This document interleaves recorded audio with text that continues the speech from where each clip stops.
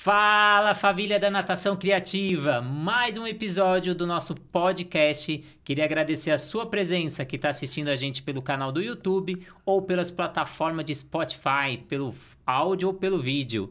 Quero deixar minha gratidão para vocês que acompanham o nosso canal, mais de 76 mil pessoas pelo Instagram. Para você que faz parte do grupo do Facebook, que a gente cria a maior biblioteca de exercícios e dinâmicas para natação, para você que adquiriu o nosso aplicativo de natação, para você que acompanha os nossos cursos online pela plataforma Educar, para você que acompanha a gente o tempo todo. Hoje eu tenho a presença ilustre aqui do médico Miguel Isaac. Muito obrigado, especialista em dores, obrigado pela presença. Prazer estar aqui, Renato, muito prazer.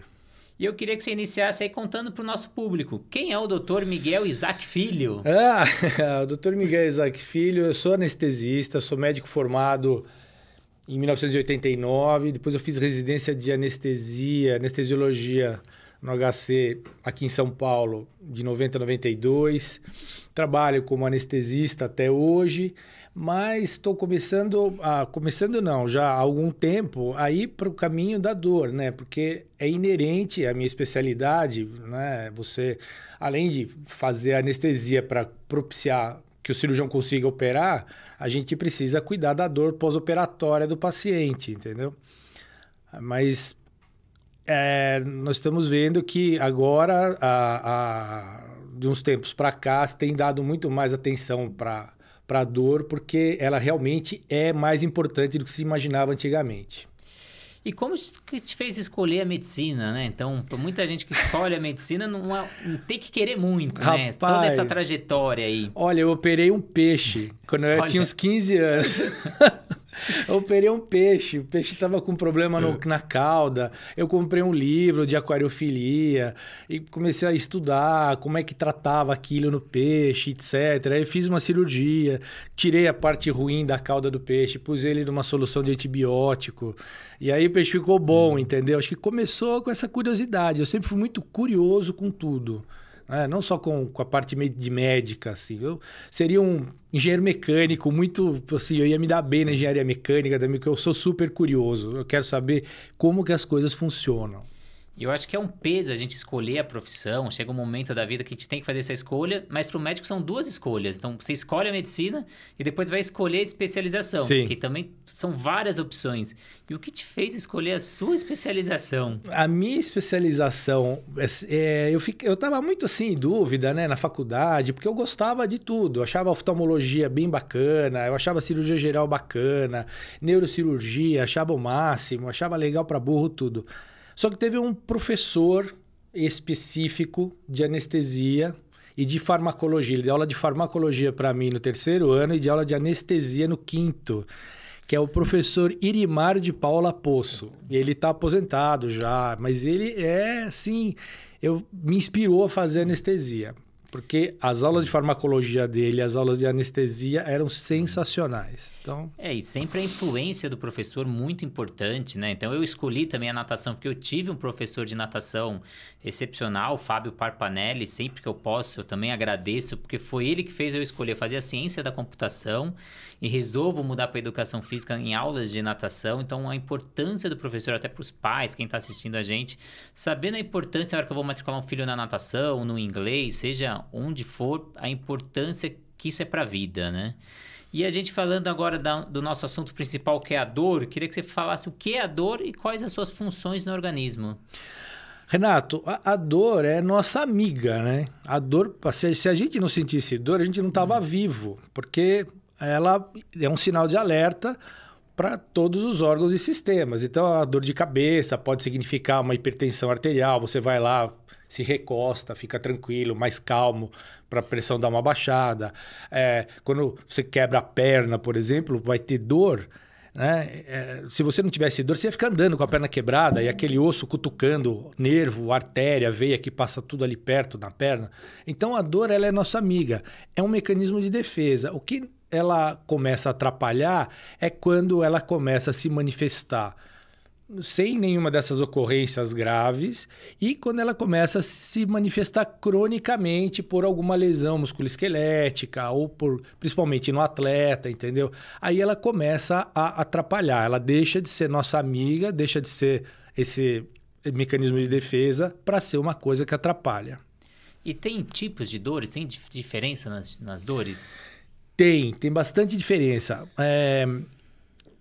A dor, como eu falei no começo, ela antigamente era um evento, né? Pô, o cara tá com dor, o paciente tem dor. Então, tá com dor de barriga, tá com dor de cabeça, tá com dor no braço. Não se estudou, antigamente não tinha esse estudo científico mesmo da dor. Hoje se sabe que são várias substâncias, são vários nervos, então a mediação, a percepção da dor na pessoa começa do local que está doendo.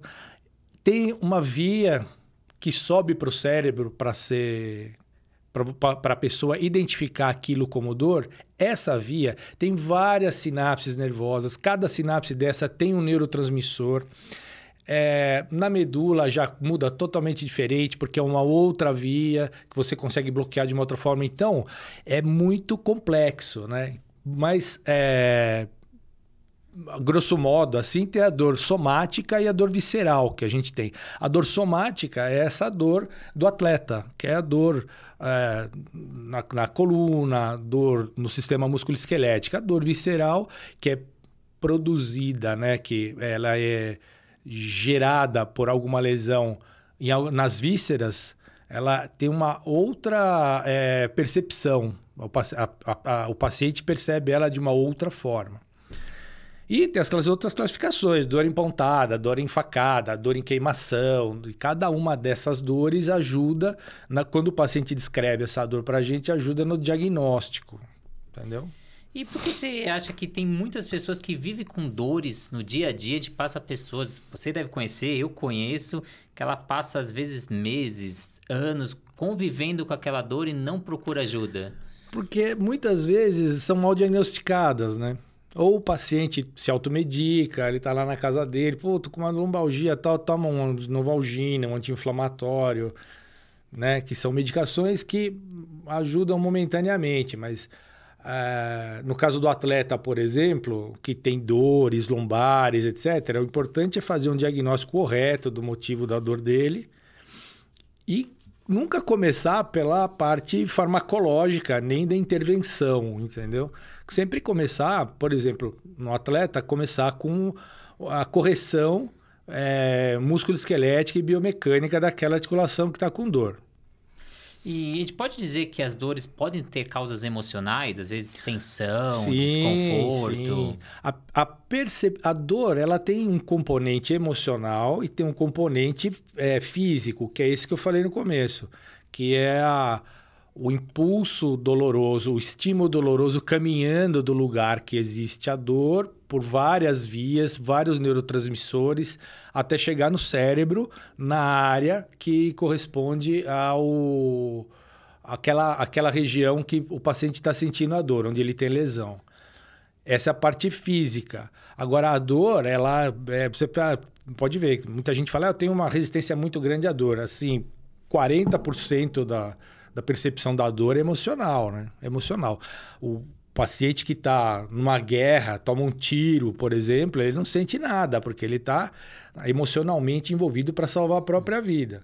Agora, aquela pessoa sedentária, que está lá na sua casa, que não se mexe, que está quieta, não pensa em nada, aquela dor vai ocupar a cabeça dela 24 horas por dia.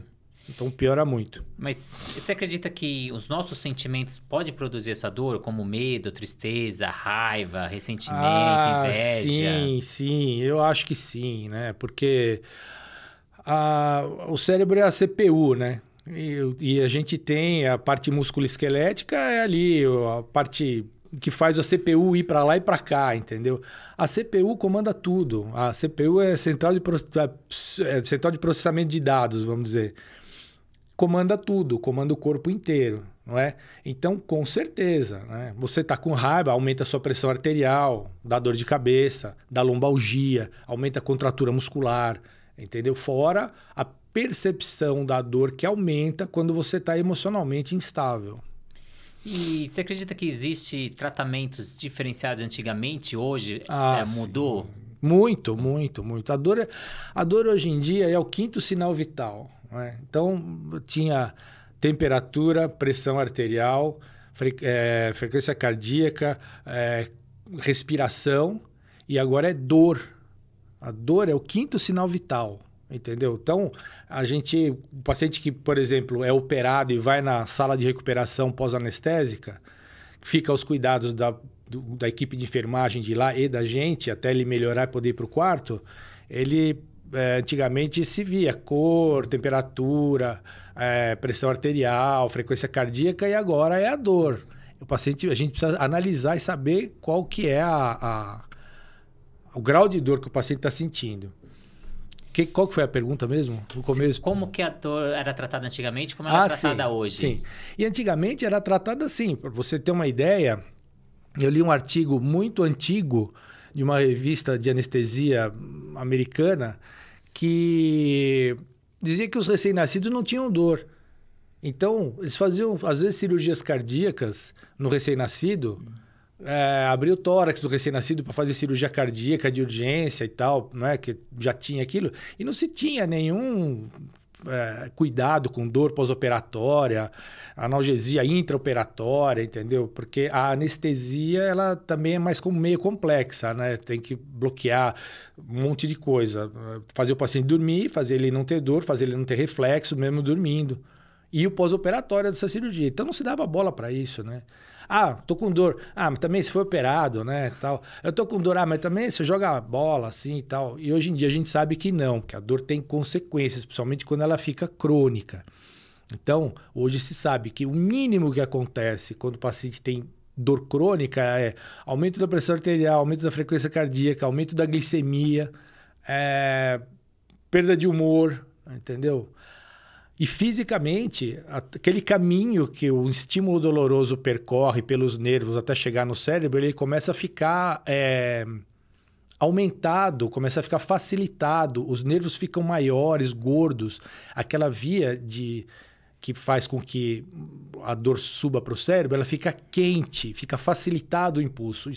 Essas dores agudas que se cronificam podem se transformar em dores crônicas, que é uma coisa que não se sabia antigamente, ninguém dava bola para isso, né?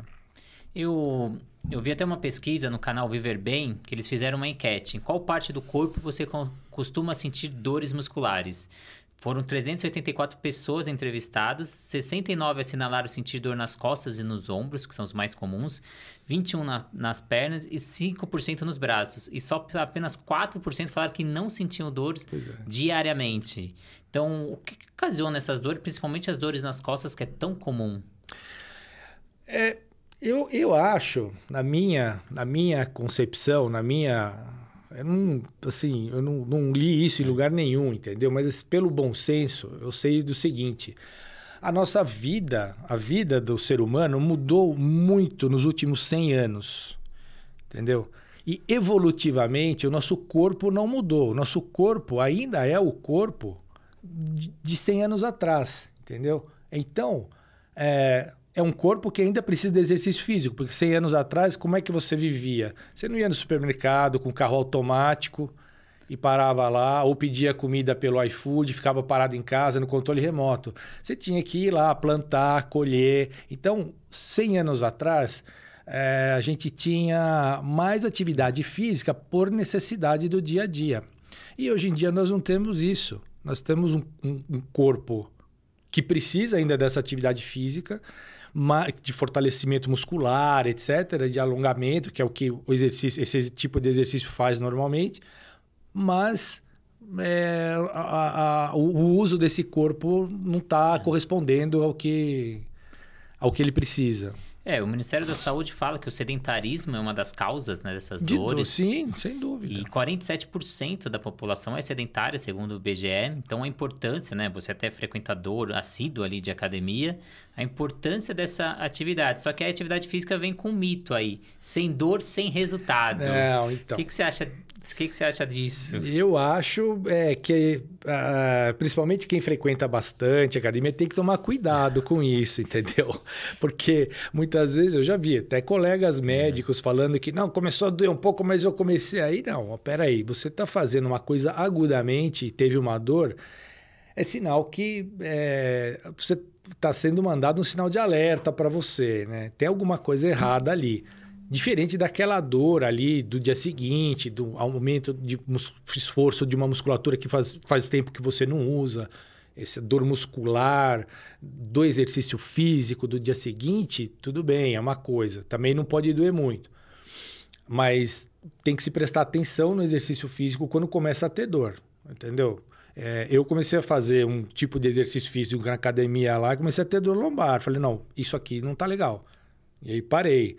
Aí comecei a alongar, etc e tal. Então, não é muito bem assim. Tá? O exercício físico, ele não pode ter... você não pode ter dor no exercício físico, entendeu? Tem que ser uma coisa... Porque nesse caso é um sinal de alerta. Que você falou, a dor é nossa amiga, então a gente tem que também saber ouvi-la, né? E como proceder em caso de dor aguda, dor crônica em atleta, ou mesmo... frequentador de academia diário, se ela ocorrer essas dores, o que fazer para tratá-las?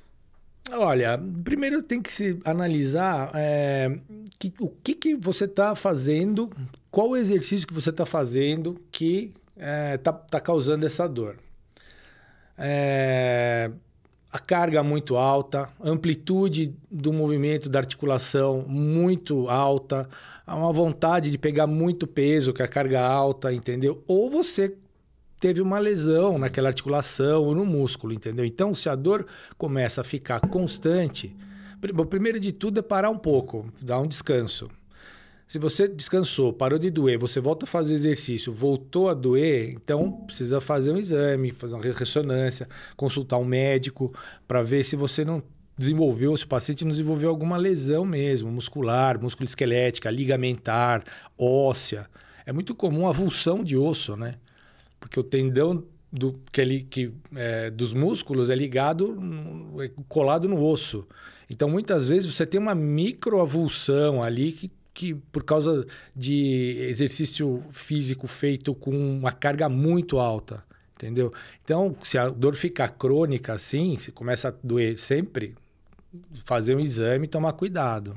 É importante você ter, então, um acompanhamento de um especialista, seja um professor de educação física, seja um médico. Sem dúvida. Não, o professor de educação física é fundamental. Fundamental. Tem que ficar em cima, uma pessoa capacitada que fique em cima e que fique vendo o exercício, porque é o profissional que na hora ali vai ver o que está acontecendo, né? E controlar essa carga e volume, né? Quer dizer, falar, hoje eu estou treinando o ombro, amanhã eu vou treinar, daqui 2 dias eu vou treinar peitoral, mas você está treinando o ombro na mesma intensidade quando você está treinando peitoral por ser um movimento multiarticular.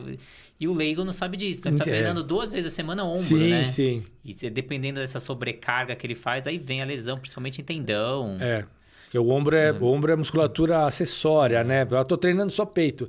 Não, você está treinando o ombro anterior também. Que o ombro anterior, o deltoide anterior, é musculatura acessória para o peito. E existem vários tratamentos para a gente aliviar essa dor. Tem a fisioterapia, tem os fármacos, tem o repouso que você comentou, tem os bloqueadores. Que intervenções a gente pode fazer? Tem para cada tipo de dor uma intervenção diferente? Sim. Tudo, por exemplo, no exercício físico, no esporte, tudo começa com repouso. Tudo começa com repouso. Primeiro, ver o que está acontecendo. Você diagnostica, fazer o diagnóstico correto. Não, estou com uma tendinite, que eu jogo tênis, eu estou com uma tendinite aqui. Qual que é o tratamento? Parar um pouco de jogar, entendeu? Ou depois fazer um fortalecimento, fazer um alongamento e tal. Mas tudo começa pelo mais básico e pelo mais simples. Fez o repouso, melhorou a tendinite, fez um tratamento ali, fez uma fisioterapia, beleza? Ficou bom? Ficou bom. Não ficou bom? Vamos partir para os fármacos e continuar com a fisioterapia e tal. os fármacos não estão adiantando, aí a gente vai para as intervenções, né? Que tem vários tipos, várias maneiras de fazer, dependendo de cada caso, de cada articulação. Dá para fazer coisas permanentes, coisas provisórias e coisas que a gente vai tratando ao longo dos meses até melhorar, de maneira intervencionista, né?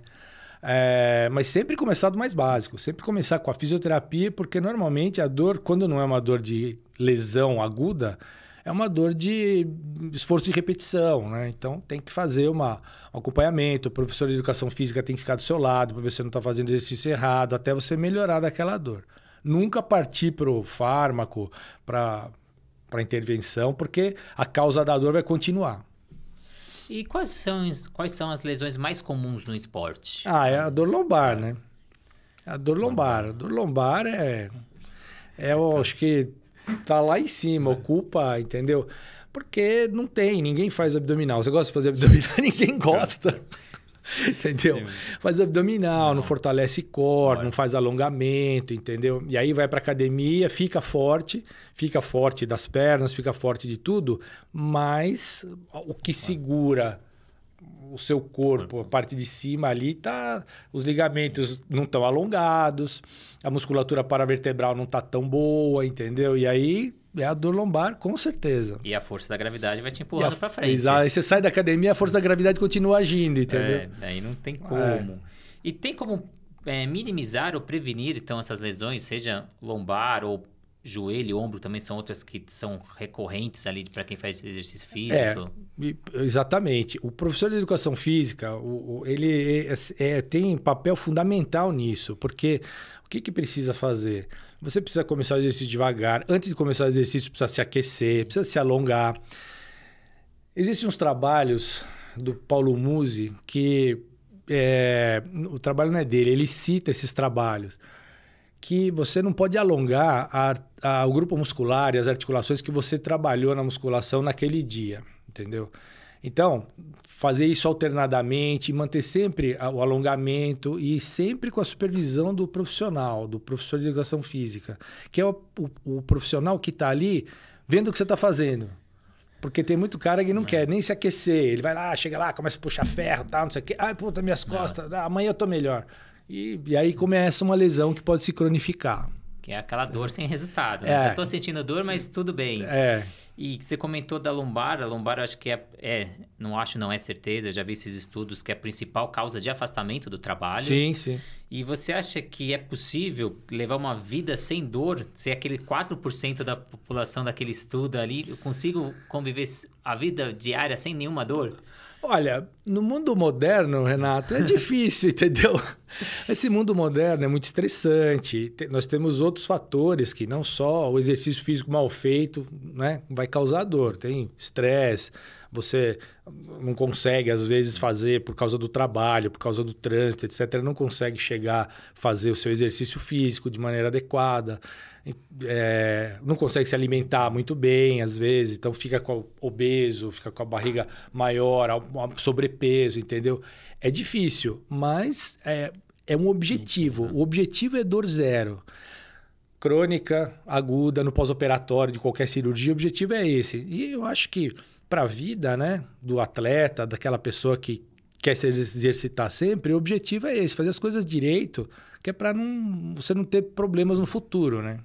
Então, a gente tem esse objetivo de viver sem dor e a gente tem agora o objetivo de fazer essa atividade física, como você mencionou, que a gente mudou os nossos hábitos e é importante a gente estar ativo. E qual que é o papel do médico no incentivo da prática do esporte, na sua opinião? Bom, em primeiro lugar, o médico precisa ser esportista, porque não adianta nada você é um paciente que procura um médico e está com dor e tal, e você vai num médico obeso, que fuma, e que ele fala para você parar de fumar. Ou ele fala para você se alimentar bem, entendeu? O médico ele tem que vestir aquela camisa para ele e para os pacientes, entendeu? Eu estou falando isso, talvez até os colegas não gostem muito de eu falar isso, entendeu? Mas o médico, ele tem que...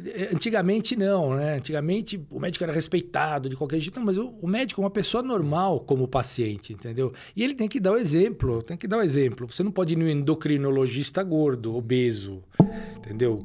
Que está acima do peso. né?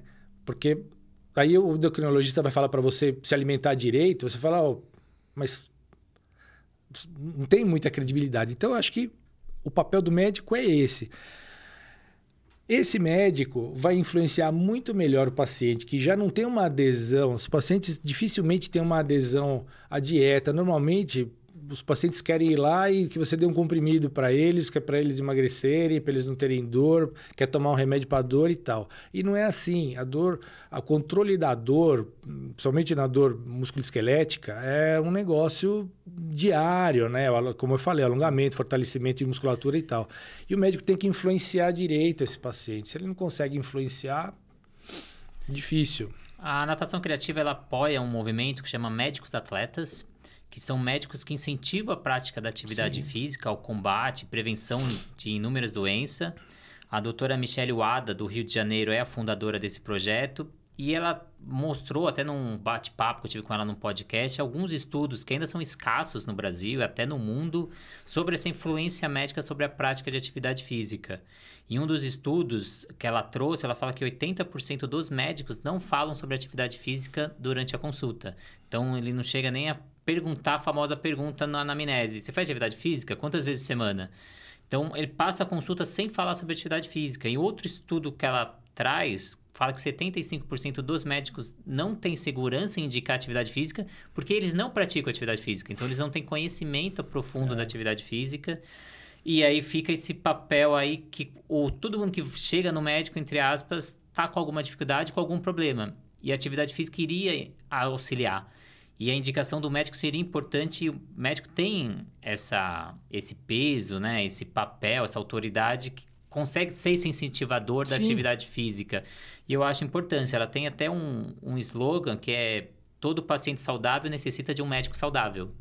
Eu acho super bacana. Então, também acredito muito nesse papel. Não é responsabilidade do médico, também não falar que é responsabilidade dele e a população é sedentária por causa dos médicos. Também não é isso, mas seria um propulsor importante ali. Com certeza. Sem dúvida nenhuma. E para a gente ir fechando aqui a nossa entrevista, eu queria até que você falasse como as pessoas conseguem te procurar, conhecer um pouco mais sobre você, tem curiosidade. Como que acha o Dr. Miguel? O Dr. Miguel está no Instagram, é Miguel Isaac DR, ou Miguel Isaac. Ela tem fotos minhas, da minha família, fotos de eu fazendo procedimentos de dor, em cirurgia, entendeu? E tem meu celular lá. E eu vou começar a atender agora na Rua Tabapuã. Eu não sei o número ainda, entendeu? Mas tem um grupo de médicos ortopedistas, e todos são atletas. Pedalam ou fazem algum outro tipo de atividade física. E a gente está começando agora a fazer um projeto ali de ter um consultório para tratar isso daí, né? E me aguardem. Vão no Instagram que depois a gente coloca mais coisas sobre o lugar que a gente vai atender. Para a gente finalizar, Miguel, quero que você deixe sua assinatura aqui para mais uma pessoa que compareceu, compartilhou o seu conhecimento. E queria que você deixasse a última mensagem aí. Então, até como prevenção aí, as pessoas não terem dor. O que você deixaria de mensagem final aí? Tentem ter uma vida saudável, né? Parece besteira isso que eu estou falando, entendeu? Mas o que é vida saudável? É fazer as coisas com parcimônia, né? Não comer pra caramba. Você pode comer a sua pizza de fim de semana, tomar um vinhozinho, mas assim, tudo com parcimônia. E faça atividade física, porque o nosso corpo é um corpo, não é do Neandertal, mas é um corpo que precisa de uma atividade física que era comum 100 anos atrás. E evolutivamente a gente não mudou. Temos aquele corpo ainda que tem aquelas necessidades. Então, a gente precisa disso. Muito obrigado pela presença. Eu que agradeço, Renato. Fiquei muito honrado e muito feliz de vir fazer a entrevista aqui com você. Que bom. E já deixo o convite para umas próximas entrevistas aí, porque assunto não falta. Vambora. Tamo aí. Obrigadão. Eu que agradeço. Abraço.